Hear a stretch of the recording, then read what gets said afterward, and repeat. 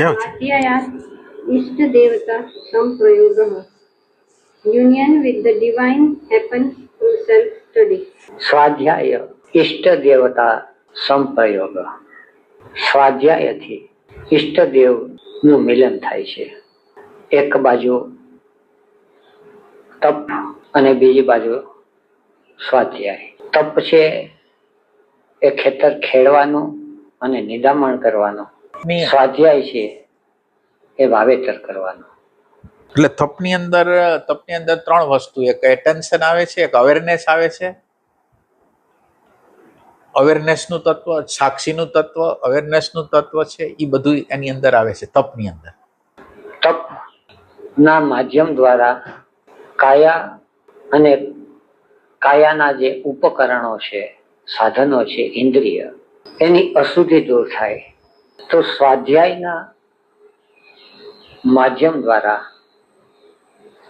આ કાયાની ભીતરની અંદર જે દિવ્ય તત્વનો વાસ છે, ડિવાઇન ફ્રેગમેન્ટ, યોગ સૂત્ર ઈષ્ટદેવ એને કે ચિત્ત અંશ, આપણી ભીતર આપણે જેને શોધીએ છીએ એ છુપાયેલું પડ્યું છે.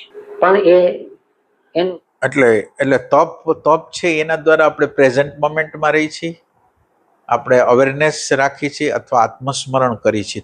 આ બધી વસ્તુ કરી છે.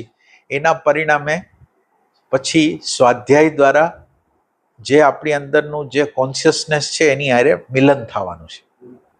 એટલે આ એના તપ કર્યું છે એના રેફરન્સમાં આ આવે છે. સ્વાધ્યાયના માધ્યમ દ્વારા ગુરુજીએ જેને સેલ્ફ રિમેમ્બરિંગ કહે છે, યોગ સૂત્ર અને સ્વાધ્યાય. પણ અત્યારે આપણી સ્થિતિ ક્યાં છે? આપણી સ્થિતિ પર્સનાલિટીના સેલ્ફમાં છે. સ્વાધ્યાય એટલે સ્વ, પણ આપણો સ્વ સેલ્ફ સ્ટડી, આપણો સેલ્ફ ક્યાં છે? એટલે આપણો જે સેલ્ફ છે એ વ્યવહારિક હું છે. એટલે આપણે જો સ્ટડી કરશું, અભ્યાસ કરશું, તો આપણે વ્યવહારિક ગુણનો અભ્યાસ કરશું.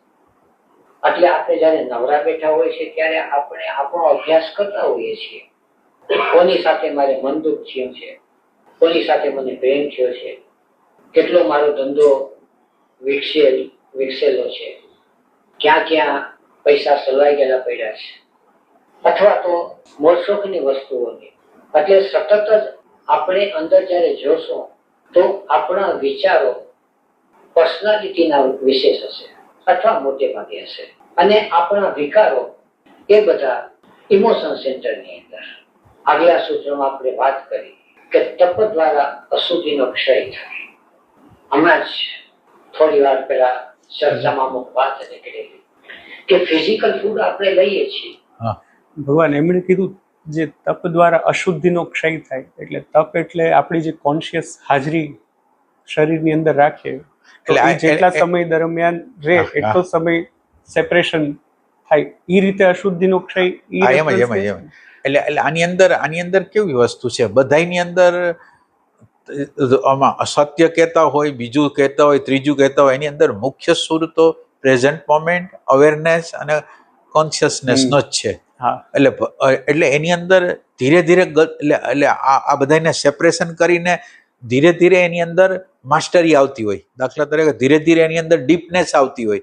તો આ ડીપનેસને એટલે નામ ભલે બધાના અલગ અલગ કર્યા હોય, પણ એક આ અલ્કેમી આટલી જ છે કે પ્રેઝન્ટ મોમેન્ટ, ઓબ્ઝર્વેશન અને આત્મસ્મરણ. આ ચાહે આટલા જેટલા તમારા જેટલા યમ, નિયમ, આસન, પ્રાણાયામ, પ્રત્યાહાર છે ને મુખ્ય બાબતો આ મુખ્ય સુરા છે. અને તમે અત્યારે પ્રશ્ન કર્યો કે એટલે તમે સેપરેશન જેટલા અંશમાં કરો છો એટલા અંશમાં, માનો કે હું તમારા દેહની અંદર કોઈ રોગ આવે છે તો તમને ડર લાગે છે. તો ડર લાગે છે એનો અર્થ એમ છે કે તમે દેહથી અલગ નથી, તો એ તપ નથી. એટલે તમે દેહથી અલગ છો, પછી તમને કોકે અપમાન કર્યું તો તમને અપમાન લાગે છે, તો તમે સાયકોલોજીકલ કંઈક છો. તો એ રીતે આ તપ આ ટાઈપના તપ છે. પછી આની અંદર ડીપનેસ આવે. સ્વાધ્યાય છે એની અંદર આ બધી વસ્તુની ડીપનેસ આવે છે ને, એના વર્ણન હવે થશે એ રીતે. પહેલા જ્યારે એના ઉપર ડિટેલમાં વાત ચાલતી હતી ને, તો એવરી સેન્ટરમાં શું તપ છે ઈ મેં આ લોકોને મૂવિંગ સેન્ટરનો તપ છે કે આપણા જે હેબિટ્સ છે ઈ એના ઇમ્પ્યોરિટીઝ છે. એટલે કંઈક પણ હેબિટ હોય ને, કંઈક પગ હલાવતા હોય કે આમ કંઈક કરતા હોય, જસ્ટ બેઠા તો ઈ એનો ઇમ્પ્યોરિટી કાઢવાનું જે ફોકસ આપણે અટેન્ટિવ રહી તો ઈ એનો તપ. ઇન્સ્ટિંક્ટિવ સેન્ટરનો તપ છે કે આપણે સેન્સીસ દ્વારા જેવું છે, ઇન્દ્રિયો દ્વારા જેમ છે એવો એક્સપિરિયન્સ નથી. એટલે પ્રેઝન્ટ મોમેન્ટ આવે તો તમે જેમ છે એમ અનુભવ કરો. તમે સ્મૃતિના આધાર ઉપર રહ્યો તો તમે અનુભવ ન કરો. હા, શું છે? પછી ઇમોશન સેન્ટરનો તપ છે કે આપણો અટેન્શન છે ઈ ફેમિલી મેમ્બર્સ, દીકરા ને જે પણ બે ભાઈ બહેન ત્યાં સિડ્યુસ થઈને વયો જાય છે. એટલે હવે અને પછી એમાં ઇમોશન્સ બંધાયા હોય એટલે પછી ત્યાં ગાંઠે બને કે કોઈ મારું ન માને તો ઈ ગાંઠ બને. એટલે ઇમોશન સેન્ટર છે ને એમાં વિકાર કહેવાય છે. ઇમોશન સેન્ટર ની અંદર જેટલી નેગેટિવિટી છે એ બધા વિકાર છે એમ કે છે. અને ઈ ઇમોશન સેન્ટર ની અંદર આપણે જે નજીકના લોકો હોય એની હારે રાગ દ્વેષના જે થઈ ગયા હોય ઈ બધા છે. ઈ જે એટેન્શન સિડ્યુસ થાય, એક વસ્તુ એટેન્શન સિડ્યુસ થવું અને બીજું કોન્શિયસલી એમને એટેન્શન આપવું, આ બેમાં ફરક તો ખરો. ફરક તો ખરો. કોન્શિયસલી આપણી જે ડ્યુટી છે એ બજાવવાની છે, પણ અંદર એટેચમેન્ટ નથી. એટલે અંદર એક પ્રકારની બોધ જેને કહેવાય કે એટલે આપણા એટેચમેન્ટ જ હોય છે. એટલે આપણે એટેચમેન્ટ, મને હસબન્ડ હોય, વાઈફ હોય, તો વાઈફને કમ્ફર્ટેબલ ઝોન જોઈ છે, ગાડી જોઈ છે, ફલાણું જોઈ છે, પછી આવક લઈ આવે એ જોઈ છે, ઓને કંઈક બીજી જરૂરિયાત છે. એના દ્વારા જે રિલેશનશીપ છે એ બોડી ઓરિએન્ટેડ રિલેશનશીપ છે. એની બહાર કાંઈ છે નહીં. એટલે સ્વાર્થના રિલેશનોમાં એટલે આની અંદર રાગ દ્વેષ ને એ બધું થવાની બધી શક્યતાઓ આની અંદર બધી વસ્તુ છે. અને આપણે બંધાઈ જાય છે કોઈ કારણ વગર. તમે માનો કે દેહારે બંધાઈ જાઓ, દેહ તો શાશ્વત નથી. ભાવારે બંધાઈ જાઓ તો ભાવે શાશ્વત નથી. આજ ભાવ બતાવે છે, કાલ ભાવ પાછું નેગેટિવ થઈ જાય. એટલે એની કોઈ એટલે એ રીતે બધી વસ્તુ છે. એ કુદરતે શરીર આપ્યું છે અને શરીરના પેટમાં ભૂખ લાગે છે, શ્વાસોશ્વાસ છે એ પણ આપણે લેવા પડે છે. પણ ઇમ્પ્રેશન ફૂડ છે એ આપણે લેવું પડતું નથી. અલબત્ત આવ્યા કરે છે અને ચાલ્યું જાય છે. પણ ઇમ્પ્રેશન ફૂડ કોન્શિયસલી લેવું તો એ સ્વાધ્યાયનો એક ભાગ છે. ઇમ્પ્રેશન ફૂડને કોન્શિયસ લેવું એ સ્વાધ્યાયનો ભાગ થયો. ઇમ્પ્રેશન ફૂડ એટલે આપણે કંઈ જોયું, એક વ્યક્તિને જોઈ, તો એ વ્યક્તિને જોઈ ભેગું જ મને એના વિશે અભિપ્રાયો છે, અનુકૂળતા પ્રતિકૂળતાના, અને એના વિશે ચાલુ થઈ જાય તો ઇમ્પ્રેશન ફૂડ છે એ ઇમ્પ્રેશન ફૂડ પચ્યું નહીં. ઇમ્પ્રેશન ફૂડ આવ્યું 48માં. ઇમ્પ્રેશન ફૂડનું સ્વરૂપ છે 48, નામરૂપનું જે 48 છે એ 96 થઈ ગયું. એને પચાવવાનું હતું. માનો કે આપણે દાળ ભાત ખાધા તો એને પચાવવાના હતા. તો કુદરત આપણે જે આ કામ તો કુદરત કરી દે છે. આપણે જે ખાઈ છીએ એને ઠેઠ સેક્સ ઉર્જા લગીને બનાવી દે છે. હાડ, માંસ, ચામડા, પછી મેગ્નેટિઝમ, વિચાર, ઇમોશન, એ બધા આમાંથી બનાવી દે છે. આપણે ખાઈ છીએ એમાંથી બનાવી. આ ઇમ્પ્રેશન ફૂડમાં કે તમારે ઇમ્પ્રેશન અને ઇમોશનલ જે ફૂડ છે, એર ફૂડ છે, એ તમારે ટ્રાન્સફોર્મ કરવાનું છે. એટલે ઇમ્પ્રેશન આપણી અંદર આવે છે એનું ફોર્મ એવું ને એવું હોય છે. આપણે એને કલર કરી નાખીએ છીએ આપણા સ્વાર્થ પ્રમાણે, આપણી અનુકૂળતા પ્રમાણે. એટલે ઈ સ્વાધ્યાય નથી એમ કે છે. જે અશુદ્ધિઓ છે એ તપનો ભાગ છે. એ અશુદ્ધિને દૂર કરવી. એટલે થોડી વાર પહેલા જે વાત થતી હતી કે ફિઝિકલ ફૂડની જે અશુદ્ધિઓ છે એ તો જો આપણે કુદરતી જીવન જીવીએ તો લગભગ કુદરત જ દૂર કરે છે. પણ એર ફૂડની અશુદ્ધિઓ જે છે, આપણે જે શ્વાસોશ્વાસ લે છે અને એની જે અશુદ્ધિઓ છે, એ અશુદ્ધિ છે કુદરત દૂર નથી કરતી. એની અશુદ્ધિ આપણે દૂર કરવી પડે છે. એ આપણે દૂર કરવી શ્વાસોશ્વાસની અશુદ્ધિ, પ્રાણ. એટલે એર ફૂડની અશુદ્ધિ એટલે શું? એટલે દાખલા તરીકે આપણને ગુસ્સો આવી ગયો તો ગુસ્સાની અંદર આપણો શ્વાસ છે ને નાભીને નહીં હોય, અહીંયા ઉપર આવી જાય. કોઈ પણ ક્રોધ, લોભ, ચિંતા, એ કોઈ પણ વસ્તુ હોય ત્યારે શ્વાસ છે એ નાભી સાથે કનેક્શન તોડી નાખે. નાભી સાથે જો કનેક્શન હોય તો શાંતિ હોય, આનંદ હોય, પ્રેમ હોય. અને નાભી સાથેનું કનેક્શન તૂટી ગયું એટલે એર ફૂડ ને ઇમોશન હારે સંબંધ છે. અને ઇમોશનને શ્વાસ સાથે સંબંધ. ઇમોશન જેવા પ્રકારના ઇમોશન હોય એવા પ્રકારના શ્વાસ થઈ જાય. શાંતિ હાલતી હોય તો નાભી લગીને. બાળક જે શ્વાસ લે છે એ નાભીથી લે છે, કારણ કે એને કોઈ ઇમ્પ્રેશન હજી કોઈ ખાચી ખોટી આવી નથી. એ રીતે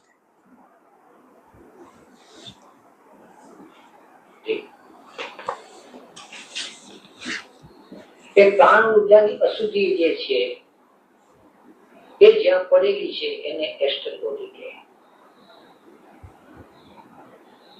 ફિઝિકલ બોડીની જે અશુદ્ધિઓ છે એ તો દવા દારૂ ડોક્ટર થી નીકળી જાય છે. એસ્ટર બોડીની જે અશુદ્ધિઓ છે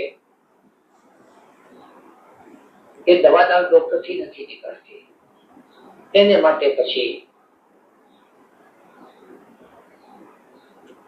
આસનો, મુદ્રાઓ, પ્રાણાયામો, એ બધું મંત્ર, એ બધું કામ કરે છે.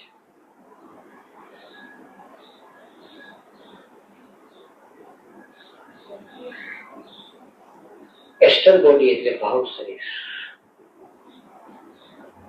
જ્યારે આપણે ભાવ શરીરની અંદર જોઈએ છીએ ત્યારે એની અંદર સ્થાયી ભાવ કોઈ નથી. આવે છે ને જાય છે એ બધો વિકાર છે. સ્થાયી ભાવ જ્યારે અંદર પ્રગટ થાય એટલે ધીરે ધીરે ભાવ શરીરનો બંધાર થાય. હવે સ્થાયી ભાવ પ્રગટ નથી થતો એના કારણની અંદર કે આપણું જે એટેન્શન એટલે સ્થાયી ભાવ એટલે શું? સ્થાયી ભાવ શું છે? એટલે દાખલા તરીકે આપણને તો અનુકૂળતા પ્રતિકૂળતા પ્રમાણેના ભાવના વિકારો આવ્યા લાગે, મૂડ બદલાતા રહીએ. સ્થાયી ભાવ છે કે જે ભાવ પ્રગટ થાય છે એ ભાવને કોઈ જોવે છે, એની હારે આઈડેન્ટિફાઈ નથી થતો, એ સારો હોય ખરાબ હોય એનાથી જુદો રહેવાની જે પ્રયાસ છે ને એ સ્થાયી ભાવનું સ્વરૂપ લેતું જાય છે. એટલે અત્યારે કોઈ રિએક્શન કરવા જાય છે તો અંદર જે આપણે પ્રેઝન્ટ મોમેન્ટનો અથવા અવેરનેસનો જે ભાવ છે એને જોવે છે અને એની હારે આઈડેન્ટિફાઈ નથી થતો તો એ સ્થાયી ભાવમાં ધીરે ધીરે પલટાવાનો છે. એટલે ઓલા બધા ભાવો તમે આમ આપણે ઓબ્ઝર્વેશન સવારથી હાંજ લગીને કરી તો મૂડ બદલાતા હોય, ભાવ બદલાતા હોય, જુદા વખતે જુદા ભાવ. મારા પ્રમાણે તમે સંમત થયા તો હું ખુશ થયો, મારા પ્રમાણે સંમત ન થયો તો મને અંદર ઇરિટેશન આવ્યું, તો બદલતા ભાવ છે એમ. એ રીતે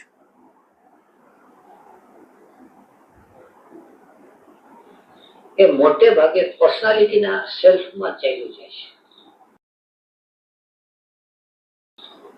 હવે પર્સનાલિટીનો સેલ્ફ જ્યાં સુધી પેસિવ ન થાય. પર્સનાલિટી અને ફોલ્સ પર્સનાલિટીની અંદર કોઈ ફરક કંઈક છે? શું છે? હમણાં મેં આ સત્સંગ સાંભળ્યા હતા અને હમણાં એક્સપિરિયન્સ પણ કર્યો. હા, ભગવાન ઇલેક્શન ડ્યુટી આવી ને એમાં મને ઝોનલ ઓફિસરનું પોસ્ટ આપી. એટલે હું જોતો હતો. એટલે ઝોનલ ઓફિસરની અંદર ગવર્મેન્ટની એક ગાડી મળે, એક પોલીસ મળે, પછી એક આસિસ્ટન્ટ મળે અને 8 બૂથના પ્રિસાઇડિંગ હોય એને અમારે લોકોએ કોઓર્ડિનેટ કરવાનું.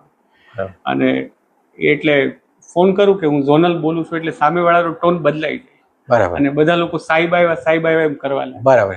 એટલે એ જે 1-2 દિવસ માટે ઊભું થયું ને એટલે મેં કીધું આ ફોલ્સ પર્સનાલિટી છે કે જે ખરેખર હું નથી. આ 1 કે 2 દિવસ મને કામ આપ્યું છે ને રોલ છે, પણ પોલીસ વાળા હોય તો એ સાહેબ કરે, આસિસ્ટ એટલે એક ઓલું કહેવાય એ પોસ્ટ. એટલે આ વસ્તુ ફોલ્સ પર્સનાલિટી. હા, એટલે કોઈ પણ પદ તમારું હોય એ ફોલ્સ પર્સનાલિટી કહેવાય. જેમ આપણે રમત માટે કેમ છોકરાઓ રમતા હોય ને એના પોતાના નિયમો બનાવે કે શિક્ષક થાય, ટીચર થાય, કાંઈક બને, કાંઈક ડિટેક્ટિવ બને, એટલે એ બધું કાલ્પનિક હોય. એમ આ બધી વસ્તુ માનો કે તમે મિનિસ્ટર થઈ જાઓ, પ્રાઇમ મિનિસ્ટર થઈ જાઓ, આ બધી ફોલ્સ પર્સનાલિટી. એટલે ખરેખર હું જે છું એ તો દ્રષ્ટા સાક્ષી છું. અને હું આ જે પદ હાવ કરતા હાવ કાલ્પનિક રીતે રમવા માટે બનાવેલા, જેમ રમવા માટે હા. ક્રિકેટ રમતા હોય તો એના રૂલ રેગ્યુલેશન કેમ બનાવે, હોકી રમતા હોય તો રૂલ રેગ્યુલેશન કેમ બનાવે, એમ આ એક રૂલ રેગ્યુલેશન, જેમ બાળક પોતાની રમતો રમતા હોય ને રૂલ રેગ્યુલેશન કેમ બનાવે, એવી રીતે બાળક જેવું જ ખાતું આ મોટા લોકોનું છે. હા. ફોલ્સ પર્સનાલિટી છે. પર્સનાલિટી શું છે? પર્સનાલિટી એટલે ફોલ્સ ની કરતા થોડી પ્રમાણની અંદર, ફોલ્સ કરતા થોડી પ્રમાણમાં ફેક્ચ્યુઅલ. જેમ કે હું ઘરે અત્યારે જઈશ એટલે મમ્મી માટે હું સન થઈ ગયો, મારા વાઈફ માટે હું હસબન્ડ થઈ ગયો, ફાધર માટે થઈને હું સન, ફ્રેન્ડ્સ માટે ફ્રેન્ડ્સ. તો આ એક પર્સનાલિટી.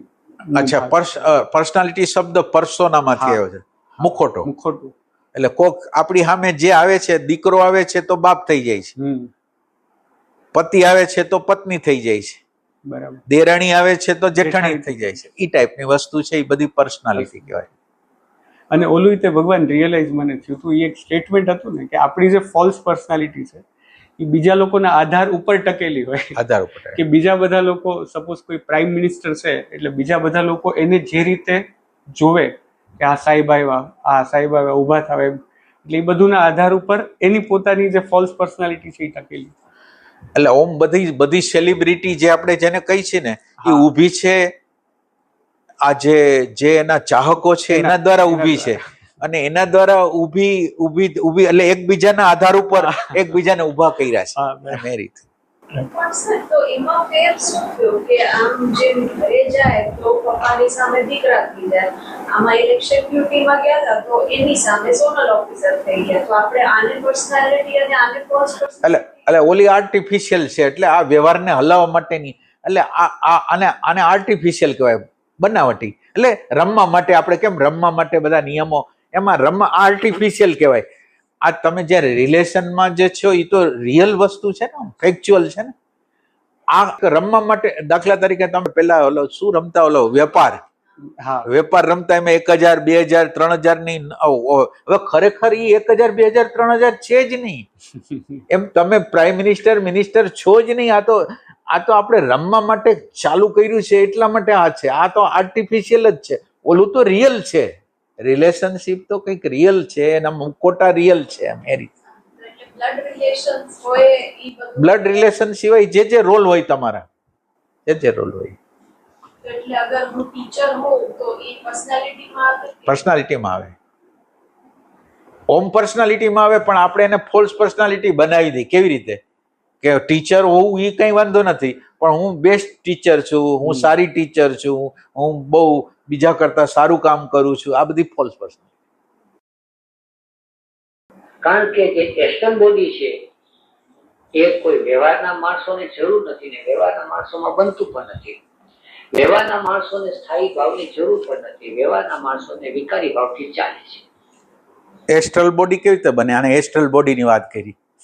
એટલે આગળનું જે અનુસંધાન છે એના આરે એમ છે કે જે સ્થાયી ભાવ હોય, સ્થાયી ભાવમાંથી જ્યારે જીવન જીવવાનું ચાલુ થાય ત્યારે ધીમે ધીમે કરતા એસ્ટ્રલ બોડી બને. અને વ્યવહારના માણસોની અંદર આ વસ્તુ ન બને. એટલે વર્તમાન કાળ ઓબ્ઝર્વેશન અને અવેરનેસથી એક ગર્ભ બને. એ ગર્ભ પેલો પ્રાણમય કોષ બનાવે, પછી ઇમોશનલ બોડી બનાવે, પછી ઇન્ટેલેક્ચ્યુઅલ બનાવે, પછી કોન્શિયસ બોડી બનાવે. એ ટાઈપ. એટલે આ જે ઇમોશનલ એટલે એ જ એસ્ટ્રલ બોડી. એટલે એ વર્તમાન ક્ષણ અવેરનેસથી પ્રગટ થાય. એનું બોડીનું બંધારણ એના દ્વારા થાય. આપણે પરસ્પર જે સંબંધ બાંધીએ છીએ તો એની અંદર જે ભાવ છે, લાગણી છે,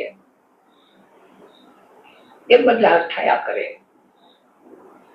જયારે જે રસ્તે આપણે જવું છે ત્યાં જે ભાવ છે, ગુરુ પ્રત્યેનો ભાવ હોય કે દેવદેવી પ્રત્યેનો ભાવ હોય કે કુદરત પ્રત્યેનો ભાવ હોય, અસ્તિત્વ પ્રત્યે ભાવ હોય, ગમે તેના પ્રત્યે, પણ આપણી અંદર એક ભાવ જે છે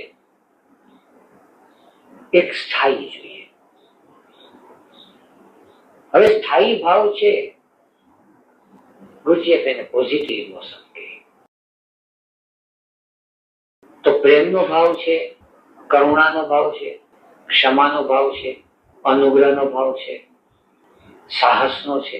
આવા બધા અમુક પ્રકારના ભાવો છે કે જે ભાવની અંદર વિકાર નથી આવતો.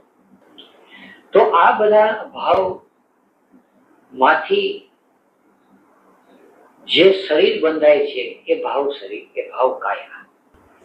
પણ એ પણ ક્યારે બંધાશે કે જ્યારે આપણા ભાવ પ્રદેશની અંદર અશુદ્ધિઓ દૂર થશે. ત્યારે આપણા ભાવ પ્રદેશની અંદર નાના મોટા પ્રકારની અશુદ્ધિઓ પડેલી હોય, ઈર્ષા પડી હોય, ક્રોધ પડ્યો હોય, ખીજ હોય, દ્વેષ હોય. એટલે ભાવ પ્રદેશનું કામ છે રિલેશનશીપ, સંબંધ. પણ બેહોશીને કારણે રિલેશનશીપ આઈડેન્ટિફિકેશનમાં ચાલ્યું જાય છે. એનો અર્થ કે આપણો જીવ છે એ સંબંધ બાંધતા બાંધતા જીવ ચોટવા માંડે છે. એક મકાનમાં રહીએ છીએ, પણ મકાનમાં બેપાટી રહીએ એટલે મકાનમાં જીવ ચોટી જાય. એક વસ્તુને વાપરીએ તો વાપરતા વાપરતા જીવ છૂટી જાય. એ વ્યક્તિની સાથે હેતપ્રીતથી રહીએ ને હેતપ્રીતથી રહેતા રહેતા જીવ છૂટી જાય. હવે જીવ લગાડવો એક વાત છે, જીવ લગાડીએ તો ઇમ્પ્રેશન ફૂડ મળે, અને જીવ ચોટી જાય તો ઇમ્પ્યોરિટી મળે, તો અશુદ્ધિ પ્રાપ્ત થાય. હવે આ છે ગહેરો નિયમ આપણને અનુભવમાં આવે. એટલે આની અંદર જે કે છે ને કે આપણે રિલેશનમાં રહેતા હોય તો રિલેશનની અંદર જો હારે રહેતા હોય તો એટેચમેન્ટ થઈ જાય. એ એટેચમેન્ટ થઈ જવાનું કારણ શું? એટલે મને એવું લાગે કે એ જે એટેચમેન્ટ જે થાય તો એટલે અપેક્ષાઓ, એટલે એની પાસે કંઈક ખુશી મને મળે છે એવો અહેસાસ થવા માંડે. એટલે એનો મૂળની અંદર કે મને સ્વયંથી મારી અંદરથી ખુશીનો અહેસાસ નથી થતો. એટલે એ હંમેશા એટલે આપણે જ્યારે અંદરનો આનંદ ન હોય એટલે હંમેશા બહારની વસ્તુને પકડતા હોય, એમ કહેવા માંગે છે, બહારની વસ્તુને. અને ભગવાન એમણે એક વાત કીધી કે જ્યારે સંબંધમાં હોઈએ ત્યારે ઇમ્પ્રેશન ફૂડ મળે ત્યાં સુધી બરાબર, પણ પછી એમણે કીધું કે જ્યારે એટેચમેન્ટ થઈ જાય ત્યારે ઇમ્પ્યોરિટી થઈ જાય. હા, એટેચમેન્ટ એટલે આઈડેન્ટિફિકેશન, એટલે એટેચમેન્ટ એટલે કે બહારથી સુખ લેવાની ઝંખના અથવા તો આ એટલે ચોટવાની, પછી ચોટી જાય વસ્તુમાં, પદાર્થમાં, વ્યક્તિમાં, સિદ્ધાંતમાં, ગમેમાં ચોટી ગયા આપણે, ગમે એ વસ્તુની અંદર તો રિલેશનમાં એટલે ઇમ્પ્યોરિટી થાય, ઇમ્પ્યોરિટી કહેવાય.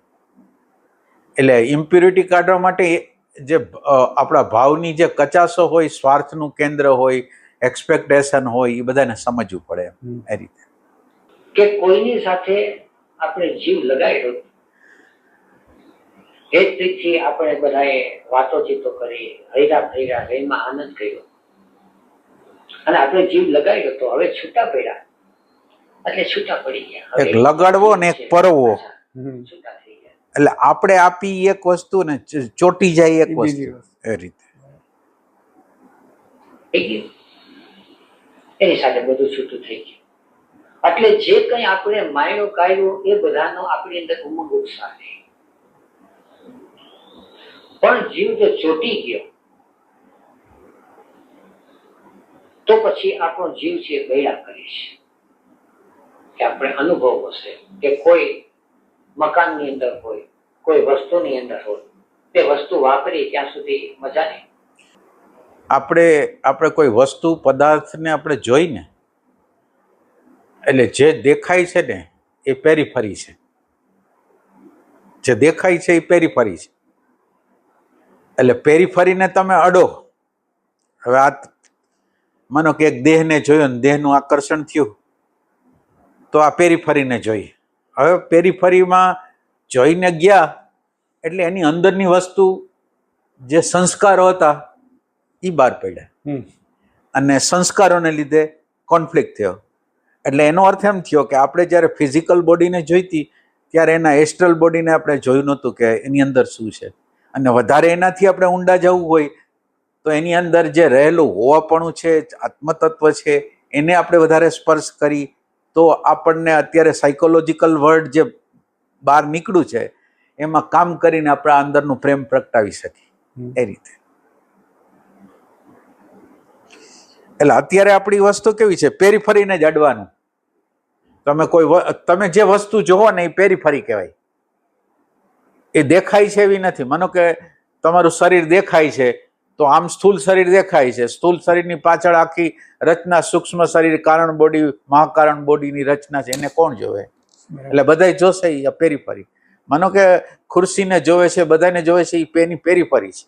એનો અંતરાત્માને અડી નથી શકતો. ક્યાંક ચોરાઈ ગઈ કે ગયો એટલે આપણો જીવ બળે છે. આ જીવ બળવાનું કારણ આઈડેન્ટિફિકેશન. આઈડેન્ટિફિકેશનને કારણે અશુદ્ધિ ઊભી થઈ, મળ ઊભો છે. અને જે મળ ઊભો થયો એટલે પેટની અંદર મળ ભેગો થાય ત્યારે પેટમાં દુખાવો થાય, પેટમાં બળતરા થાય, એસિડિટી થાય. એવી રીતે દિલની અંદર જયારે અશુદ્ધિ ભેગી થાય છે ત્યારે જીવ બળવા માંડે. એટલે આપણની જે સમસ્યા છે, જે જીવ બળે છે, એટલે અશુદ્ધિ એકઠી થઈ.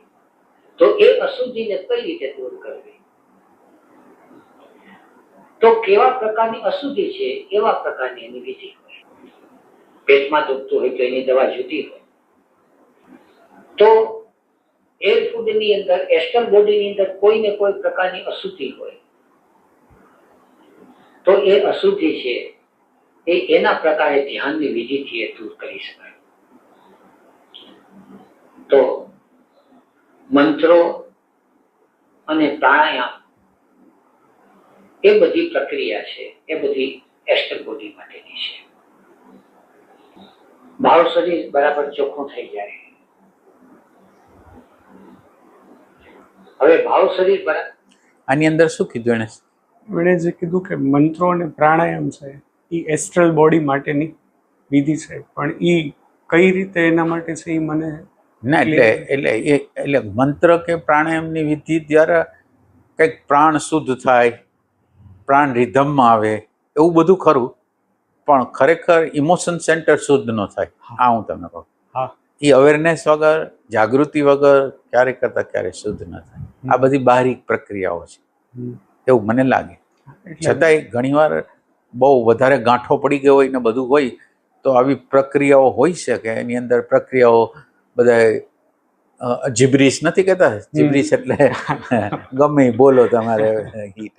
એટલે એ તો એટલે એ ટેમ્પરરી હોય. એટલે અવેરનેસ અથવા જાગૃતિ વગર તો એ કંઈ જવાની નથી. એ એક એનો પોઈન્ટ છે. બરાબર છે કે ભાવ શરીરની અંદર કોઈ વિકાર પડ્યા છે તો એ કાર્ય જે છે એ નિયમ છે એને સ્વાધ્યાય કહે, સેલ્ફ સ્ટડી.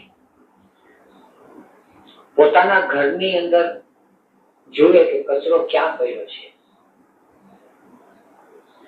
અને પછી કચરાને સાફ કરવો. તો કચરો સાફ કરવો એ તપ કહેવાય. અને કચરો ક્યાં ક્યાં પડ્યો છે,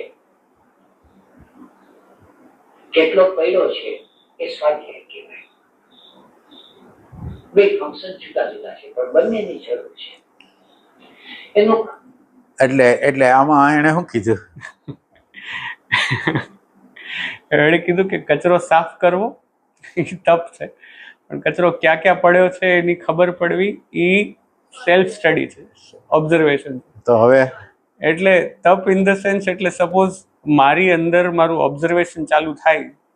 હવે ઓબ્ઝર્વેશન ચાલુ થાય એટલે મારી અંદર કોઈ વૃત્તિ કે વિકાર ઉઠે.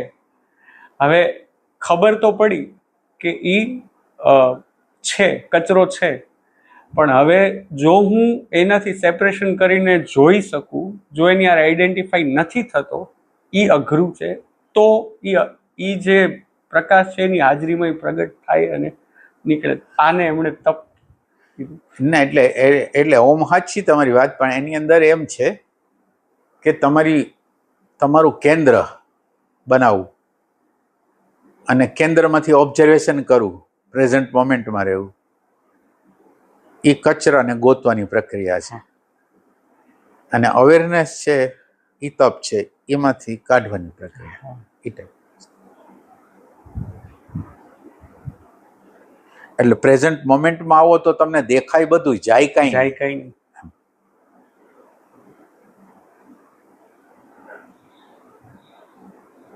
કે સ્વને આપણે ઓળખવો છે અને સ્વ જે છે એ કાયામાં રહેલો છે. કાયા એ સ્વ નથી, આ શરીર છે એ હું નથી.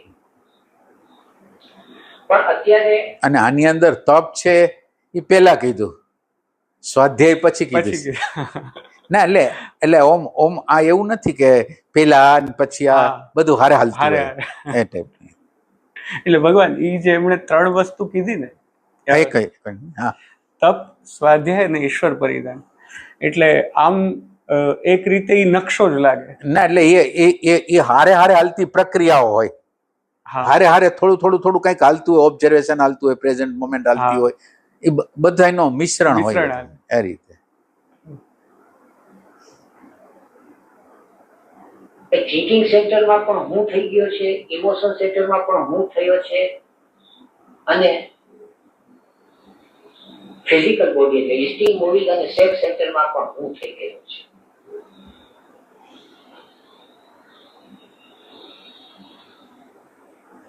હવે આ શરીર છે તો શરીર એ હું છું કે શરીરમાં હું છું?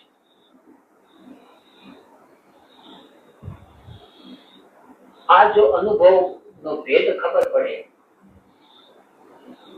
તો સ્વાધ્યાયની શરૂઆત. શું કીધું?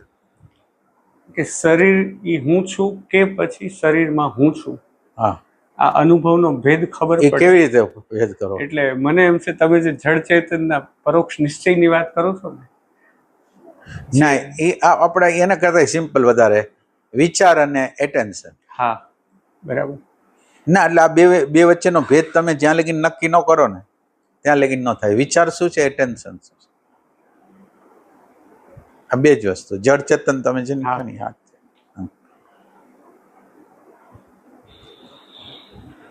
શરીર એ હું છું, શરીર સાથે આઈડેન્ટિફિકેશન થાય છે. એટલે શરીરની અંદર કાયામાં અને ઇન્દ્રિયોની અંદર ઇમ્પ્યોરિટીઝની શરૂઆત થઈ. હવે એ ઇમ્પ્યોરિટીઝ જે છે એ આપણને દેખાતી નથી. યોગ સૂત્ર જે ઇમ્પ્યોરિટીઝની વાત કરે છે એ ઇમ્પ્યોરિટીઝ ચિત્તના પ્રદેશમાં પડેલી ઇમ્પ્યોરિટીઝ. ચિત્તની વૃત્તિનો નિરોધ કરવો છે, પણ ચિત્ત જ્યાં સુધી અશુદ્ધ છે ને ચિત્ત જ્યાં સુધી ચોટેલું છે ત્યાં સુધી એ વૃત્તિ ત્યાં ઉઠા કરશે. એટલે પહેલી વાત છે ફિઝિકલ બોડીનું આઈડેન્ટિફિકેશન તૂટે તો જ ફિઝિકલ બોડીનો સેલ્ફ સ્ટડી થાય.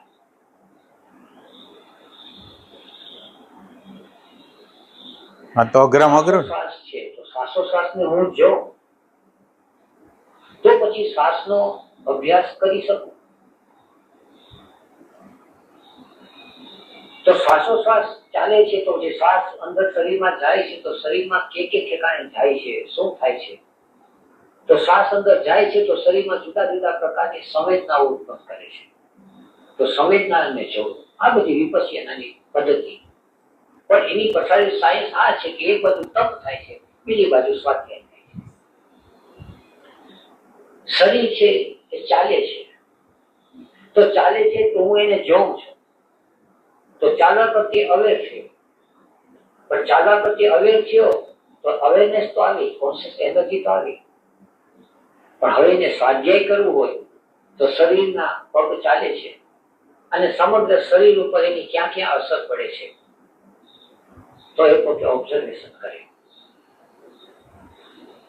એટલે શરીરની અંદર જે 5 સેન્ટર્સોની વાત કરી, સેક્સ સેન્ટર, તો સેક્સ સેન્ટરનો સ્વાધ્યાય અને સેક્સ સેન્ટરનો તપ છે એ જુદું છે. સેક્સ સેન્ટરના તપની જે બધી વિધિઓ છે એ બધી તાંત્રિક. હવે સેક્સ સેન્ટર છે તો સેક્સ સેન્ટર સેક્સ એનર્જી છે ક્યાંથી આવે છે, એનો પ્રભાવ ક્યાં પડે છે, અને એ એનર્જી છે એ આપણને કેટલી એટેન્શનને સિડ્યુસ કરે છે અને આપણને અનકોન્શિયસ બનાવી દે છે, આપણને મોહિત કરી નાખે છે. તો કેટલું ધ્યાન ખેંચાય છે અને કેટલું આપણી અંદર બેહોશી આવી જાય છે એ જે જોવું તો એ સ્વાધ્યાય છે. અને એટલે તંત્ર એટલે શું? ઉર્જાને રિલીઝ કરવી, ઉર્જા રિલીઝ થઈ જાય અને એનો યુઝ ન કરવો એ તંત્ર કહેવાય. હમ ઉર્જા રિલીઝ થઈ જાય, તમને ટીવી જોવો છો અને ટીવીની અંદર ઇન્ટરેસ્ટ પડી ગયો એટલે ઉર્જા છૂટી પડી ગઈ. ઇન્ટરેસ્ટ જેવો શરૂ થયો ને ઉર્જા છૂટી પડી ગઈ. હવે તમે એનો ઉપયોગ ન કરો તો એ તંત્ર કહેવાય. હમ પછી સેક્સમાં એમ જ, બધાયમાં એમ, તમને રસ પડ્યો અને તમે છોડી દીધું, એ ટાઈપની વસ્તુ તંત્ર કહેવાય. તંત્ર આપણી અંદર ઉર્જાને છૂટી પાડાવે અને એનો યુઝ ન થવા દે. એટલે યુઝ ન થવા દે એટલે શું થાય? એનો યુઝ છે એ ઉર્ધ્વગમન માટે થાય. ઉર્ધ્વગમન એટલે તમે જો એનો યુઝ નથી કરતા તો તમે ફીલ કરી શકો કે હવે તમારી ઉર્જા ક્યાં જાય છે. તમે અંદર એક વસ્તુ મને આમાં એમણે કીધું કે જે સેક્સ એનર્જી કેટલી સિડ્યુસિવ થઈ જાય છે અને કેટલી બેહોશીમાં આવી જાય છે, એ આખી પ્રોસેસને જાણે છે. સેક્સ એનર્જી એટલે આ એટેન્શનની એનર્જી? ના, એટલે એ પ્રોસેસની અંદર તમે કેટલા બેહોશ થાવ છો, કેટલું તાદાત્મ્ય કરો છો, એ બધી વસ્તુ. એટલે હંમેશા કોઈ પણ ક્રિયા તમે કરો, ખાવા પીવાથી માંડીને કોઈ પણ ક્રિયા કરો, એમાં તમારી હાજરી ન હોય તો સંતુષ્ટિ ક્યારેય ન થાય. એટલે હવે માનો કે તમે સેક્સનું કૃત્ય કરો છો કે જમવાનું કૃત્ય કરો છો, તમારી પ્રેઝન્સ જોઈ છે, એટલે હવે તમે આમાં બેહોશ થઈ ગયા તો તૃપ્ત કોણ થશે? એટલે એમ એ કહેવા માંગે છે. એ રીતે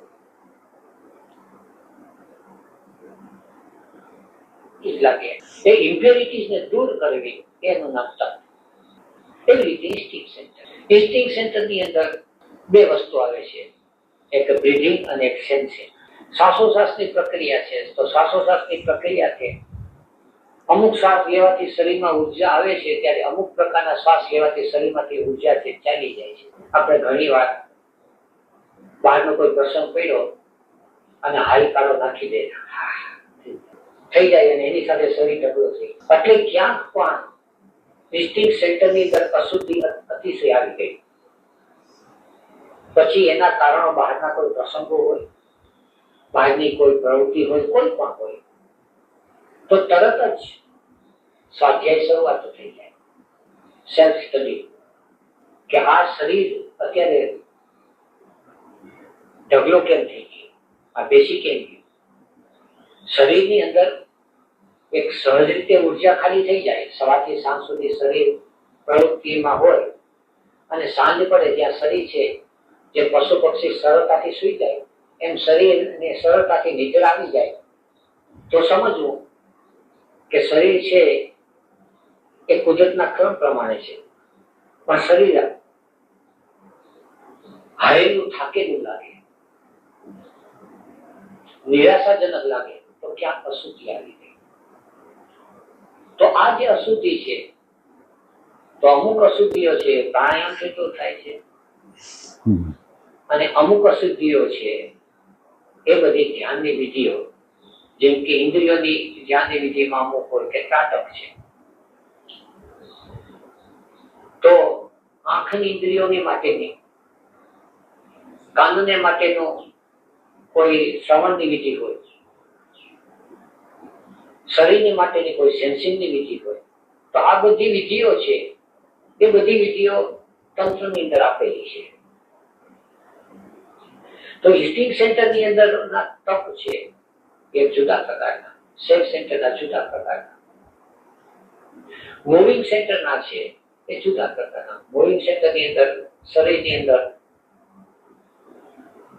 જ્યાં જાતની હેબિટ પડી ગઈ હોય, ટેવ પડી ગઈ અશુદ્ધિ, અને ટેવ છે એ આપણને ખેંચી જતી હોય, તો સ્વાધ્યાય કરી લેવો, જોઈ લેવું કે કઈ ટેવ છે ને કઈ ટેવ છે એ આપણને ખેંચી જાય છે આપણા ચિત્તને.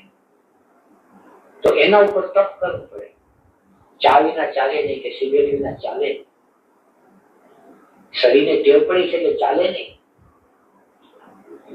શરીર તે દિવસ ખરી પડવાનું છે. સમસ્યા એ નથી, સમસ્યા એ છે કે ચાલતું નથી, આપણું એટેન્શન ખેંચી જાય છે. તો એને જોઈ લેવું, એને જાગી લેવું. એટલે એક બાજુ સ્વાધ્યાય થયો અને એક બાજુ તપ થયું. એવી રીતે ઇમોશન સેન્ટર. એટલે ઇમોશન સેન્ટર દિલની અંદર જેટલા ઉજળા પડતા જાય છે જ્યાં જ્યાં રિલેશનશીપ આવે છે ત્યાં,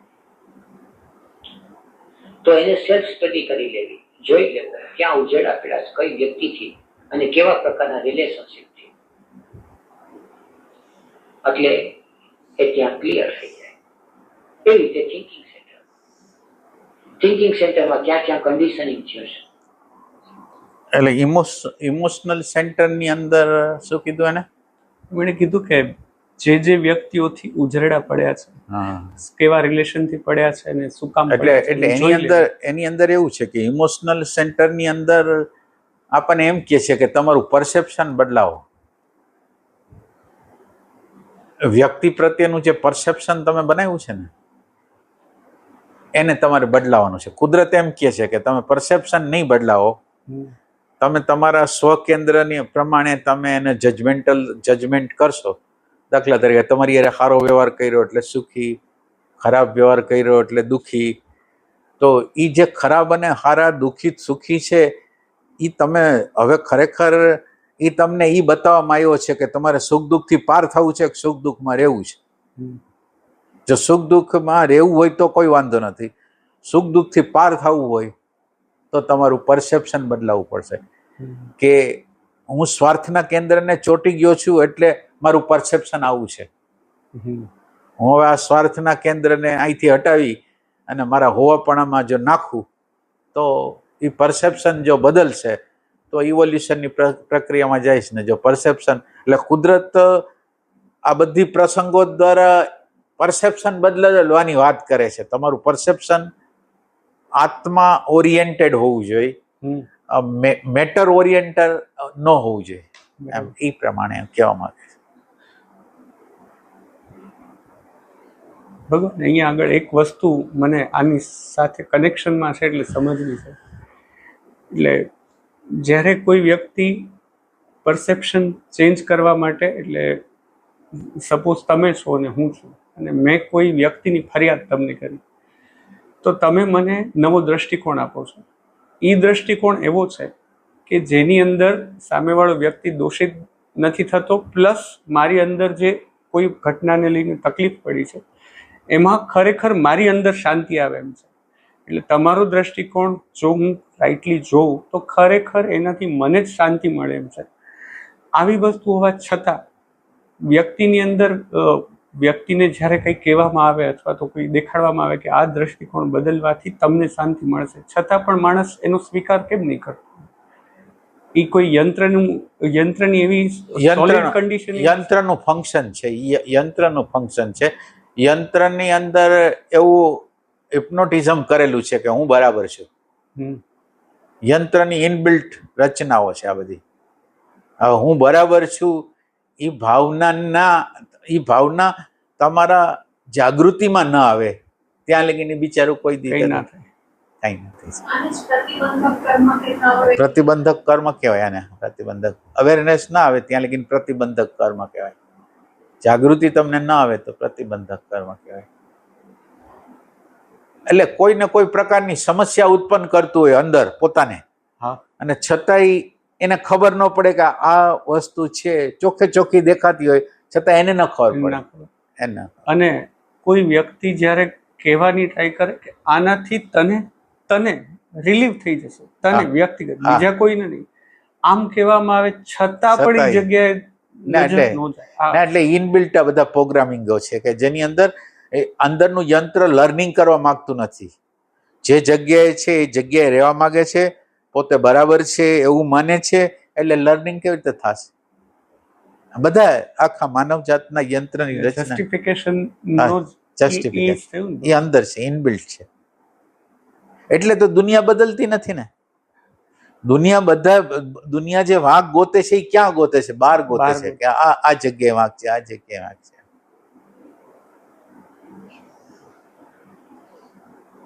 એટલે એની લાચારીને સમજવાની. કાલ આપણે એવા હતા કે આપણે નતા બદલતા, એમ એ રીતે. આમાં ભગવાન પ્રાર્થના નો રસ્તો અપનાવી શકાય અથવા તો? હા, પ્રાર્થના એમાં શું થાય? પ્રાર્થનાનો રસ્તો કેવો છે કે પ્રાર્થના તમે કરો, હલો કોઈ માટે અને પ્રાર્થના પ્રમાણે એ પરિસ્થિતિને ઊભી કરે, ત્યાં કામ કરશે નહીં કરે. બરાબર. આપણે આપણા માટે પ્રાર્થના કરી આગી હા, અને આપણે કામ કરી આગી, પણ બીજા લોકો કરશે કે નહીં કરે એ કઈ કહેવાય. બરાબર.